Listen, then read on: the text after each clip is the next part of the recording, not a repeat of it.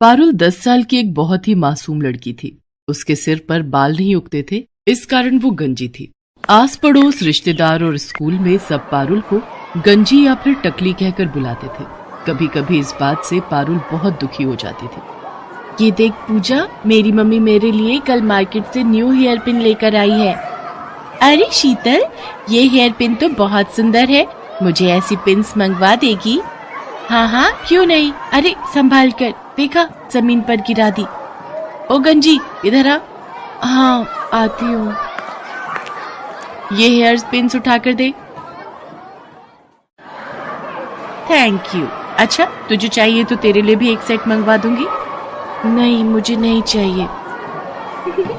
तू भी पागल है शीतल, ये गंजी अपने सिर पर हेयर पिन्स कैसे लगाएगी? ये तो गंजी है, गंजी। अरे मैं तो भूल ही गई थी, ये तो गंजी खोपड़ी है। तभी वहाँ क्लास टीचर आ जाती है और सब बच्चे खड़े हो जाते हैं। गुड मॉर्निंग बच्चों, आज आप सबके लिए एक बहुत अच्छी न्यूज है। हमारे स्कूल में एक बहुत बड़े लेवल का फैशन शो होने जा रहा है, इसलिए आप सब भी उसकी तैयारी शुरू कर लें। वाह, फैशन शो! फिर तो मैं ही सबसे सुंदर दिखूंगी। यार शीतल, तू तो बहुत घमंडी है, हम भी तो सुंदर लग सकते हैं। तू अपने बारे में क्यों सोचती है? ये बात तेरी अच्छी नहीं है। अरे नहीं नहीं, मेरा वो मतलब नहीं था, तुम सब भी सुंदर बन जाना। पर मैं एक रिच फैमिली से बिलोंग करती हूँ, तो मेरे मॉम डैड तो मेरे लिए महंगी ड्रेस खरीद ही देंगे। तेरे मम्मी पापा तो जॉब करते हैं ना, तो तेरे लिए इतनी महंगी ड्रेस नहीं खरीद पाएंगे। और मेरे तो बाल भी कितने लंबे और सुंदर हैं। मैं तो अपने बालों में पार्लर से कोई भी अच्छा सा स्टाइल बनवा सकती हूँ। तुम लोगों के बाल भी बहुत छोटे छोटे हैं, बिल्कुल उस गंजी पारुल की तरह। शीतल की बातों को सुनकर पूजा गुस्से में आ जाती है, पर वो उस वक्त उसे कुछ नहीं कहती। पारुल रोती हुई घर जाती है। पता नहीं कैसे स्कूल में मेरी बच्ची का एडमिशन करवा दिया। सारे बच्चे इसका मजाक उड़ाते हैं, कब तक सहन करेगी? बड़ी मुश्किल से तो ये स्कूल मिला है, हमारे बजट में भी है। और फिर बच्चे हैं, बच्चों की तो आदत ही होती है एक दूसरे का मजाक उड़ाने की। पारुल बिटिया, हमें कभी भी किसी की बात का बुरा नहीं मानना चाहिए। अगर हम ऐसे ही हर किसी की बात का बुरा मानने लगे तो जीवन काटना बहुत मुश्किल हो जाएगा बच्चे। अगले दिन पारुल स्कूल के लिए निकली, पर आज वो जिस रास्ते से जाती थी उस रास्ते से ना जाकर दूसरे रास्ते से स्कूल की तरफ चली जाती है। पर वो मन ही मन सोच में थी, पता नहीं स्कूल जाने का बिल्कुल भी मन नहीं हो रहा। मेरे साथ ऐसा क्यों हुआ? मेरे सिर पर बाल क्यों नहीं है? अगर मेरे सिर पर भी बाल होते तो मैं कितनी सुंदर लग, फिर मेरा भी कोई मजाक नहीं उड़ाता। तभी पारुल को किसी के बुलाने की आवाज आती है। कोई बचाओ, मैं इस गड्ढे में गिर गई हूँ, मेरी मदद करो। अरे आप कौन हो?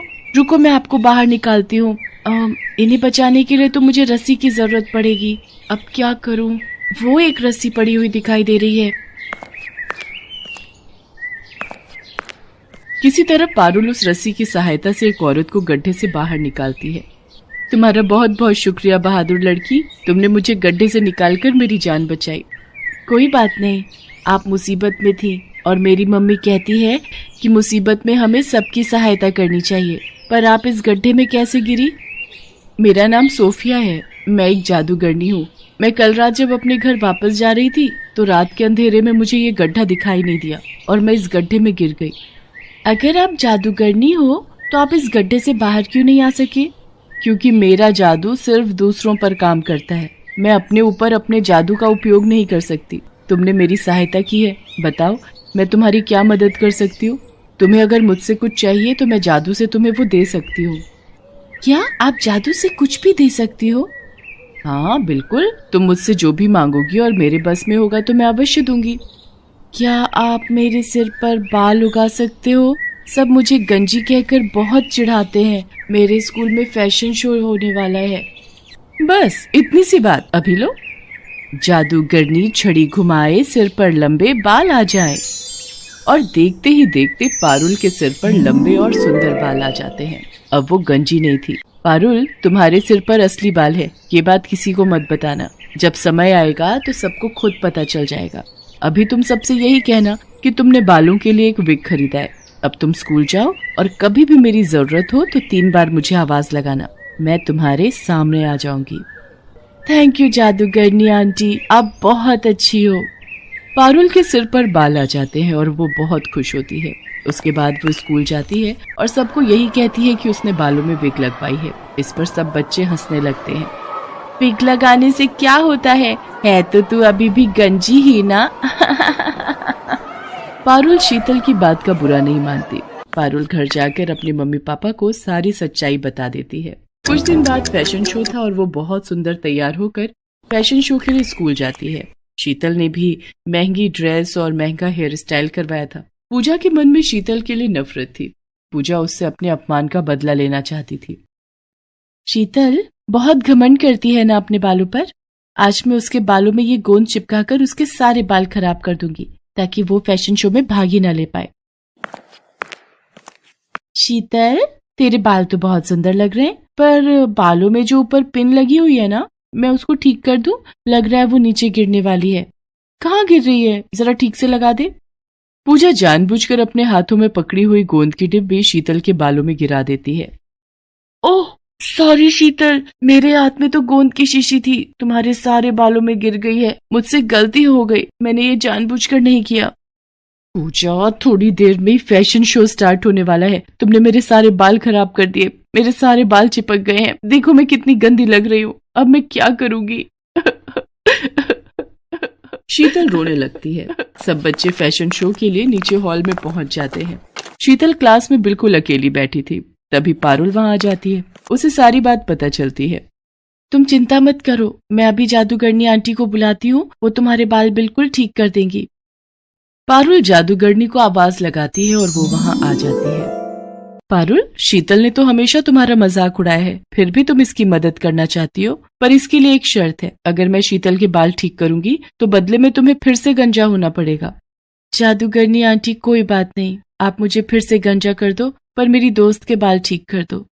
शीतल पारुल की सारी बातें सुन रही थी।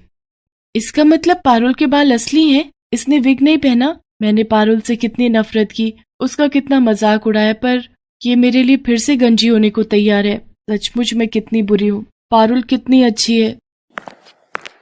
जादूगरनी आंटी, आप ऐसा कुछ मत करना। आप पारुल को फिर से गंजा मत करो। मैं फैशन शो में हिस्सा नहीं लूंगी। आप मेरे बाल ऐसे ही रहने दो। चिंता मत करो शीतल, मैं तो पारुल की परीक्षा ले रही थी। मैं ऐसा कुछ नहीं करूंगी। मैं तुम्हें सीख देना चाहती थी। कभी भी किसी से ईर्ष्या मत करना। ईर्ष्या करना बुरी बात है। पारुल, तुम सचमुच बहुत संस्कारी बच्ची हो। तुम्हारे माता पिता ने तुम्हें बहुत अच्छे संस्कार दिए हैं, इसलिए मैं तुम्हारे कहने पर शीतल के बाल ठीक कर देती हूँ। जादूगरनी शीतल के बाल ठीक कर देती है। मुझे माफ कर दो पारुल, मैंने हमेशा तुम्हारा मजाक उड़ाया। मेरी अपनी दोस्त पूजा मेरे साथ गलत कर गई। मैं सबको बताऊंगी कि तुम बहुत अच्छी हो। पारुल, अब मैं चलती हूँ। अब मैं कुछ समय के लिए यहाँ से दूर जा रही हूँ, इसलिए मेरा तुमसे मिलना नहीं हो पाएगा। मैं जब भी वापस आऊंगी तो तुमसे जरूर मिलूंगी। पारुल और शीतल दोनों मिलकर फैशन शो में हिस्सा लेती हैं। शीतल सबको पारुल के बारे में बताती है। शीतल ने पूजा से बात करना बंद कर दिया था, क्योंकि पूजा ने जानबूझकर बहुत बड़ी गलती की थी।